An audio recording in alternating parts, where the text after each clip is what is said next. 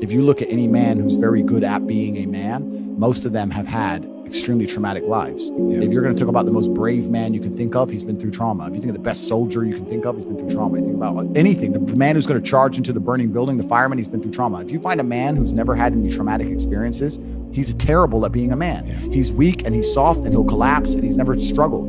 I know me, and I don't want to tell a bunch of stories on the internet, but I know all the shit I went through and all the pain I had to suffer to become the man I am. And every time I meet another guy who has his life in order, it's the same story. This fucked me up, but I thought, fuck it, I'm gonna attack the world anyway. Yeah. And that's how it goes. So as a man, you're right. You're right. You have to be vulnerable, you have to feel it, you have to accept it, but you have to put it in a positive direction. This is what's so dangerous about what we were saying earlier, where people make excuses and externalize. Yeah. Because they're taking that trauma and that pain, instead of going, I fucked up. She left me because I wasn't good enough.